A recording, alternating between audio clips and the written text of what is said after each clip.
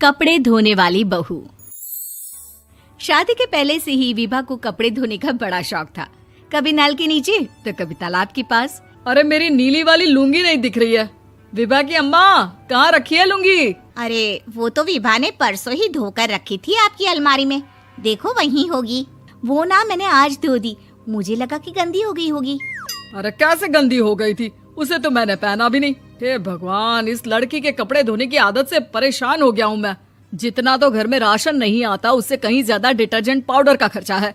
इसकी शादी करवा दो, शादी जाए अपने घर में ही करे काम, फिर चाहे घर के कपड़े धोने हो या पूरे गांव के। हाँ ठीक बोल रही हो, देखता हूँ मैं कोई लड़का। वो दिन भी आ जाता है जब विभा को देखने लड़के वाले आ जाते हैं। लड़की मुझे अच्छी लगी। होने वाली सास कहती है, बेटी अगर कुछ पूछना है तो पूछ लो। वैसे तो हमारी लड़की बहुत ही शर्मीली है, जो बोल दो वो मान लेती है, इसे क्या पूछना होगा। अरे कैसी बात कर रही हो माँ, मुझे इन लोगों के घर रहना है, सवाल तो कई है। हाँ हाँ बेटा, पूछ लो ना, क्या पूछना है। आप लोगों के घर कपड़े कौन धोता है?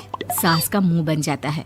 देखो, अगर तुम ये कहना चाहती हो कि तुम्हें कपड़े धोने नहीं आते तो सुन लो, कपड़े मैं ही धोती हूँ, लेकिन तुम्हारे आ जाने के बाद मैं रुमाल तक नहीं धोऊंगी। अरे चुप रहना भाग्यवान, बहू बेचारी घर आई नहीं, उसे डराना शुरू कर दिया। वो क्या है ना बिटिया, अभी तक तो ये कल्लू की माँ ही धोती थी, लेकिन अब तुम्हारे पापा तो दहेज में वॉशिंग मशीन देंगे ही। तभी विभा की माँ बोल पड़ती है, सवाल भी पूछा तो क्या। वैसे भाई साहब, मशीन की तो फिर भी कपड़े धोने की कैपेसिटी होती है। मतलब जो बिटिया दे रहे हैं ना विभा, इसे कपड़े धोने का बहुत शौक है। ये आप लोगों के क्या, आस पड़ोस गांव मोहल्ले सबके कपड़े धो दे और उफ तक ना करे। बाहर देखा नहीं आपने कितने कपड़े सूख रहे हैं? सब हमारी बिटिया ने ही तो धोए हैं। बस भी करो ना माँ, शर्म आ रही इतनी तारीफ सुनकर। और तो और एक दाग निकाल कर दिखाओ तो मान जाओ। हाँ अच्छा अच्छा, माफ करना बेटा, मैंने गलत समझा। हमें तो रिश्ता बहुत पसंद है। और ऐसे जुड़ जाता है रिश्ता कपड़े धोने का शौक रखने वाली विभा का। उसकी शादी हो जाती है कोयला फैक्ट्री में काम करने वाले कल्लू के साथ। शादी के बाद अचानक विभा चिल्लाती हुई सास के पास आती है। सासू माँ, अरे सासू माँ कहाँ है आप? ये तो धोखा है, धोखा दिया आप लोगों ने मुझे। इसे ससुर के चक्कर के बारे में पता चल गया। अरे तो उसमें तुझे क्यों धोखा मिला है? अरे नल में पानी नहीं आता, कपड़े कैसे कब धुलेंगे? अच्छा अच्छा, तू पानी नहीं आ रहा उसकी बात कर रही है। तो आपने क्या सोचा? कुछ नहीं। अच्छा, तेरी माँ ने कहा था कि कपड़े धोने का शौक है तुझे, याद आया मुझे। शौक शौक बोलकर कपड़े धोने वाले मेरे जुनून को कम ना आके सासू माँ, कपड़ा धोना मेरा गुरूर है। तभी पति भी वहाँ आ जाता है। अभी अभी मैंने इसे सनी देओल की फिल्म दिखाई है, उसी के डायलॉग मार रही है माँ। अच्छा सुन, साफ साफ बता रही हूँ, पानी सुबह 4 से 6 और शाम को 10 से 12 आता है, समझी? विभा टाइमिंग सुनकर हैरान हो जाती है। ये क्या भूतों का मोहल्ला है? सुबह 4 बजे उठकर कौन कपड़े धोता है? 4 बजे टंकी में पानी जाता है, फिर सारा दिन धोना ना, किसने मना किया? अरे कैसी बात कर रही हैं? 200 लीटर की टंकी में कितने कपड़े धो लूंगी मैं? सुबह ही उठ जाऊंगी मैं। अब क्या था, विभा सुबह 4 से लेकर रात के 12 बजे तक कपड़े ही धोती रहती। एक रोज सास पड़ोस से निकलकर कहीं जा रही होती है कि साथ वाली कहती है, हाँ कल्लू की माँ, जरा ये बताओ कि 2 साड़ी है, 2 ब्लाउज और एक पेटीकोट और एक नाड़े वाला लंबा कच्छा। हाँ तो? अरे तो क्या, कितना लोगी धुलाई ये बताओ। धोबन दिख रहे हैं हम क्या? हमारे पति सरकारी नौकरी से अभी अभी रिटायर हुए हैं और बेटा सुपरवाइजर है कोयला फैक्ट्री में। धोबन समझ रखा है हमें। हाय रे कल्लू की अम्मा, माफ कर दो, वो तो मोहल्ले में यही सब बता रहे थे कि तुमने बहू को कपड़ा धुलवाने के काम में लगा दिया है। सास को पड़ोसन की बात सुनकर गुस्सा आ जाता है। वो घर पहुंचती है जहां घर के बाहर ही इतने सारे कपड़े सूख रहे होते हैं जितने कि किसी धोबन के घर पर। अरे ओ कल्लू की दुल्हन, बाहर निकल। माँ जी यहीं आ जाओ, बाथरूम में चादर धो रहे हैं हम। अरे अभी हम धोते हैं, तुमको बाहर निकलो। ये आस पड़ोस वाले बोल रहे हैं कि हम बहू से कपड़े धुलवा धुलवा कर उसे कपड़ा धोने वाली बना दिए हैं। अरे छोड़ो ना माँ जी, किन लोगों की बातों में आती हो? आस पास के लोगों का तो काम ही होता है कि वो किसी तरह सास बहू को लड़ा दे। बहू सारे घर के कपड़े धोती है, ये क्या कम है? बोलिए। सास को भी लग जाता है कि वो बहू का ये सनकीपन नहीं छुड़वा सकती, इससे अच्छा है कि खुद ही चुप हो जाए। एक रोज सास और बहू मंदिर जाते हैं, जहाँ सास की साड़ी वहाँ खड़ी भीख मांगने वाली से मिलती है। माँ जी क्या बात है? आप आपकी साड़ी उस भिखारन से कितनी मिल रही है ना? हाँ हाँ, देखो तो दोनों की साड़ी मिल रही है। क्या बात है कल्लू की अम्मा, तुम खुद को तो अफसर की बीवी बताती हो और ऐसी सिंपल सी प्लेन साड़ी पहनकर घूमती हो। सिंपल और प्लेन नहीं है ये साड़ी। तो क्या सोने के धागे से फूल बने हैं? कुछ भी सासू माँ, कुछ भी। हाँ, बने थे इस साड़ी में सोने के धागे से फूल। मेरे पति लेकर आए थे मद्रास से स्पेशली मेरे लिए 10,000 की। ताहे भाई साहब इस भिखारन के लिए भी सेम टू सेम साड़ी लेकर आए होंगे 10,000 की। सास उस वक्त तो कुछ नहीं कहती, लेकिन बहू के साथ घर आती है और अलमारी से एल्बम निकाल कर लाती है। ये साड़ी देख रही है, ये वही साड़ी है जिसे मैंने अभी पहना था। इस साड़ी में ये जो चमकदार फूल दिख रहे हैं ना, ये सोने के धागों से काढ़े गए हैं। लेकिन तू लोकल वॉशिंग मशीन ब्रश से घिस घिस कर सारे फूलों को निकाल कर साड़ी प्लेन कर दी।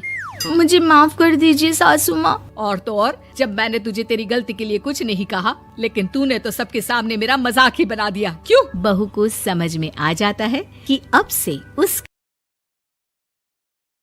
सृष्टि बचपन से ही दिखने में सुंदर नहीं थी, लेकिन अमीर बाप की बेटी सृष्टि पर उसकी माँ जान छिड़कती। मेरी बेटी कितनी प्यारी है, भगवान सबको सृष्टि जैसी बेटी दे। सृष्टि धीरे धीरे बड़ी होती है। एक दिन सृष्टि की सहेली कहती है, तू दिखने में कितनी अजीब सी है, लेकिन मैं जानती हूँ हम सब में सबसे अच्छी शादी तो तेरी ही होगी। तेरे पापा अमीर जो है। और बता नहीं सकते यार, दहेज तो हर कोई देता है, ये क्या ज्यादा ले जाएगी अपने पति के लिए? अरे बड़े शहर में कोठी है इसके पापा की। अरे पापा की है ना, कौन सी इसकी है? इसकी होती तब तो कोई भी लड़का इससे शादी कर लेता। अरे पापा की मतलब पापा की है तो मेरी ही है ना? किसने कहा? अब तेरी तो तब होगी ना जब तेरा भाई ना हो। वैसे भी शादी के बाद सारी प्रॉपर्टी भाई के नाम होती है। सृष्टि समझ जाती है कि उसे किसी भी हालत में माँ बाप की सारी प्रॉपर्टी को अपने नाम करना है, लेकिन कैसे? एक दिन सृष्टि का भाई शीनू कहता है, बहन क्या कर रही है? तुझसे एक बात करनी है। अरे हाँ हाँ करना, मैं तो तेरी बहन हूँ। बहन, मेरी लाइफ में ना एक लड़की है, बहुत अच्छी है। मैं सोच रहा हूँ माँ और पापा से बात करूँ शादी के लिए। सृष्टि को समझ में आ जाता है कि भाई की शादी होते ही भाभी उसे एक दिन भी घर में बर्दाश्त नहीं करेगी। क्या बात है भाई, बताना कौन है वो? यार वो बहुत अच्छी लड़की है, पढ़ी लिखी है, मेरे साथ जॉब भी करती है। बस एक प्रॉब्लम है। हाँ प्रॉब्लम? क्या प्रॉब्लम है भाई? यार वो शादीशुदा है, लेकिन उसके पति ने उसे सिर्फ इसलिए छोड़ दिया क्योंकि उसके माँ बाप दहेज नहीं दे पाए। सृष्टि ये सुनकर न जाने क्यों खुश हो जाती है। अरे भाई तो क्या हुआ, लड़की तुझे तो पसंद है ना? शीनू को लगता है कि बहन उसे समझ रही है। वो इस बात से अनजान होता है कि उसकी बहन की मंशा पूरा घर हड़पने की है। सृष्टि अपनी माँ से कहती है, मम्मी मुझे तो बहुत चिंता है, पता है शीनू क्या कर रहा है? अरे क्या कर रहा है, वो तो काम पर जाता है और वापस घर आता है। नहीं ना माँ, वो यही तो नहीं कर रहा, बाकी सब कर रहा है। आपको पता है उससे प्यार है, और वो भी एक शादीशुदा लड़की से। ये क्या हो गया, मैं सोसाइटी में क्या मुंह दिखाऊंगी? अरे तेरे पापा तो यही कहेंगे कि मैंने ही उसे बिगाड़ दिया है। माँ देखो, मेरी बात मानो, पापा पर भी विश्वास करने की जरूरत नहीं है। अब आप ही बताओ, पापा इतनी देर घर के बाहर रहते हैं क्यों? बोलो। अरे बेटा वो तो नौकरी करते हैं ना। तू बहुत भोली है माँ, पापा का ऑफिस तो 7 बजे खत्म हो जाता है, लेकिन देखो कितनी देर से आते हैं। अरे नहीं नहीं बेटा, ऐसी कोई बात नहीं है। सृष्टि माँ को एक औरत से बात करते पिता की फोटो दिखाती है। देखो माँ कैसे हैं पापा, मैं ना कहती थी कि पापा सही नहीं है। मैं तेरे पापा से बात करूंगी, दे फोटो मुझे। ओ माँ, वो तो डिलीट हो गई। लेकिन चल, तूने तो देख लिया ना। पापा से बाद में बात कर लेना, और हाँ, मेरा नाम बिल्कुल मत लेना, हाँ माँ। अब क्या था, सृष्टि के माँ और पिता के बीच झगड़ा होना शुरू हो जाता है। सृष्टि के मन में क्या चल रहा था कोई नहीं जानता था। एक दिन, माँ, सृष्टि के लिए एक लड़का देखा है। वो लोग शाम को उसे देखने आने वाले हैं। और हाँ माँ, एक खुशखबरी, मैं और पापा मिलकर एक नया बिजनेस ट्राई कर रहे हैं। शाम को लड़का आता है, सांवले रंग का। सृष्टि को तो बिल्कुल भी पसंद नहीं आता। लड़की की माँ कहती है, लड़की का चेहरा तो कोई खास नहीं, लेकिन अगर मेरे बेटे को आप लोग सेटल कर दें तो मैं उसकी शादी आपकी बेटी से करवा दूं। सृष्टि को लड़का बिल्कुल पसंद नहीं था। उसे भाई पर गुस्सा आ जाता है। लड़के वालों के जाने के बाद कहती है, माँ देखा, शीनू मेरे लिए कैसा लड़का लेकर आया, न दिखाने लायक न सुनने लायक, सेटल भी नहीं, वो भी हम करे। अरे माँ, मैं जानती हूँ ये मेरी शादी किसी भी घर में क्यों करवाना चाहता है। अरे कैसी बात कर रही है बहन, तूने तो देखा ना, लड़के को मैंने ही मना कर दिया तुझसे शादी के लिए। जिसने लड़का बताया था उसने उसकी बहुत तारीफ की थी। बात आई गई हो जाती है, लेकिन सृष्टि का मन शांत नहीं होता। क्या करूं, कुछ समझ में नहीं आ रहा। मेरी शादी हो गई तो ये लोग पूरी प्रॉपर्टी शीनू के नाम कर देंगे, मेरे हाथ तो कुछ लगेगा ही नहीं। तभी सृष्टि को आइडिया आता है। वो किसी वकील को फोन करती है। जी देखिए, अगर आपके मम्मी पापा का तलाक हो जाता है तो आपके पिता की आधी प्रॉपर्टी आपकी माँ के नाम हो जाएगी, फिर उसे वो किसी को भी दे सकती है। सृष्टि अब माँ को बेटे के खिलाफ भरती है। माँ, शीनू पर नजर रखा करो, वो जिस लड़की के प्यार में है ना, वो शादीशुदा है। यहाँ आएगी, सारा पैसा, रुपया, जमीन, जायदाद सब हड़प लेगी। पापा का भी हाल तुमसे छुपा नहीं है। ऐसा ना हो कि मैं और आप एक दिन सड़क पर भीख मांगे। हे भगवान, मैं तो जीते जी मर जाऊंगी अगर ऐसा हो गया तो। ऐसा हो गया नहीं माँ, ऐसा ही होगा। अभी समय है, आगे का सोच लो। मैं तो कहती हूँ पापा से आधी प्रॉपर्टी लेकर अलग हो जाओ। पापा की आधी प्रॉपर्टी भी हम लोगों को अगर मिल जाती है ना, तो अगले 7 जन्म सफल समझो। बेचारी माँ बेटी के कहने पर पति से तलाक लेकर अलग हो जाती है। सृष्टि अब पैसों से गाड़ी और अपने दूसरे महंगे शौक पूरे करने लगी। उसके दोस्त भी उसके पैसे इस्तेमाल करते। सृष्टि, कल तुम कहाँ थी?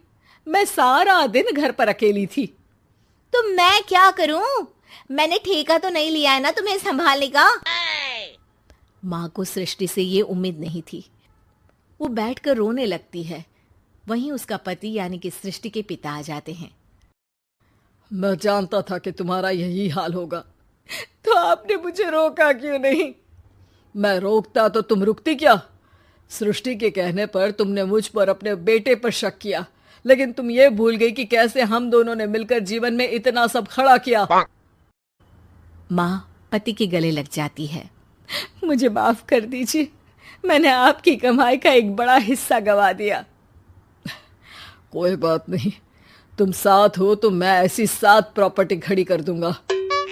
तभी वहां सृष्टि आ जाती है रोते हुए। माँ, मयंक ने मुझे छोड़ दिया। वो बोल रहा था जब तक मेरे पास पैसे थे तब तक ही वो मेरे साथ था,